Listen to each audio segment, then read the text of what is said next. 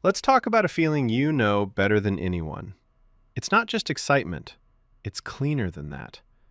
It's the silent electric hum in your brain the moment you decide to learn a new language, the moment you download the first app, the moment you open a fresh, empty notebook. There are no mistakes in this world yet. No awkward conversations, no frustrating grammar rules. There is only the clean, unblemished potential of a future you. The you who will one day order coffee in Paris, or argue about politics in Tokyo, or just understand a movie without subtitles. This feeling is a drug, and you are an addict.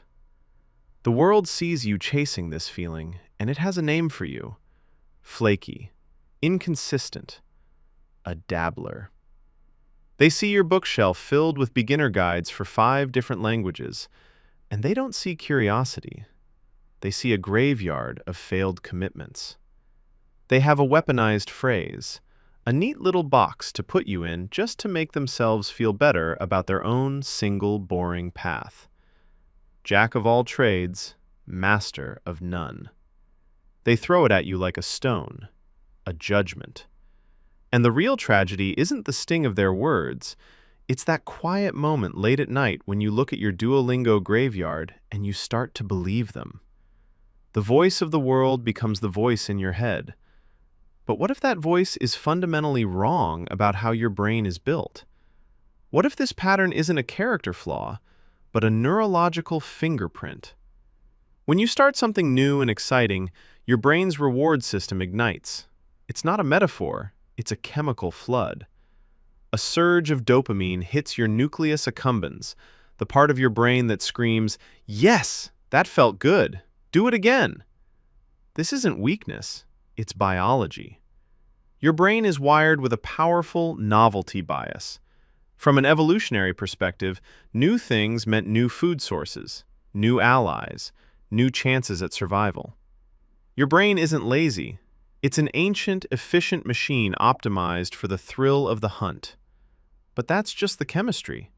It doesn't explain the desperation to return to that starting line. It doesn't explain why the middle feels like a swamp. To understand that, you have to ask a much darker question. What are you really running from? That perfect, shiny beginning. It isn't just a thrill, it's a fortress. It's the safest place in the world for a perfectionist. The honeymoon phase is your ultimate comfort zone, because in the beginning, there is no failure. There is no judgment. You can't be bad at something you just started. You aren't addicted to learning. Learning is messy. It's brutal. It's a mountain of mistakes. You're addicted to the safety of being a beginner. This is your secret ritual, isn't it? The joy isn't in conjugating verbs. The joy is in the architecture of the dream, the meticulous research of the best apps, the thrill of organizing a new folder on your computer, the fantasy of future fluency. And then, reality hits. The grunt work, the plateau, that horrifying moment when the fantasy of your future self collides with the clumsy, stuttering reality of who you are today, and a quiet panic begins to creep in, fueled by a single looping thought. Am I even getting better? This is the invisible wall you keep hitting, the dreaded intermediate plateau, where progress slows from a sprint to a crawl. And this is where your brain's programming turns against you.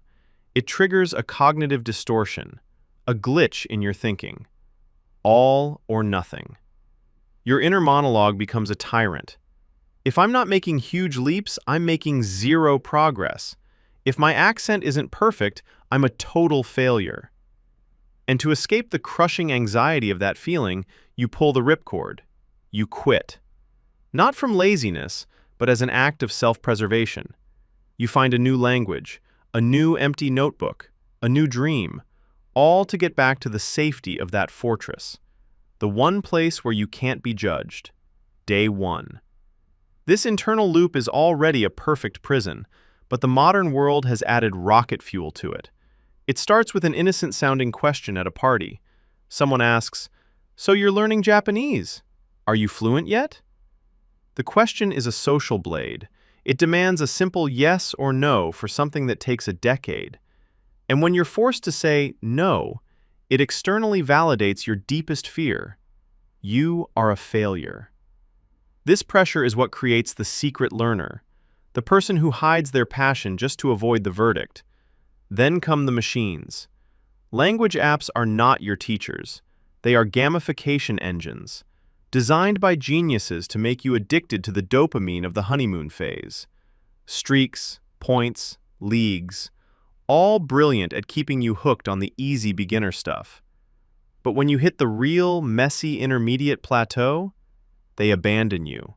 And as you struggle, you open social media, the ultimate comparison engine. You see a curated feed of other people's success. That one polyglot influencer switching effortlessly between 4 languages. That travel blogger ordering food with a perfect accent. Their highlight reel confirms your perfectionist's worst fear. Everyone else has it figured out. You are the only one being left behind. So you're trapped. Your own brain chemistry pushes you to start. Your perfectionism makes you flee the messy middle, and the entire digital world is engineered to shove you back to the beginning, over and over and over again.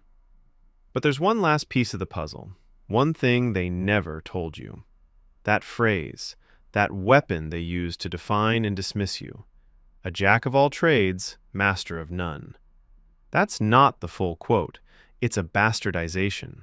The original saying from the 16th century is, "A jack of all trades is a master of none, but oftentimes better than a master of one." Let that sink in. Your entire perceived flaw was actually the first half of a compliment.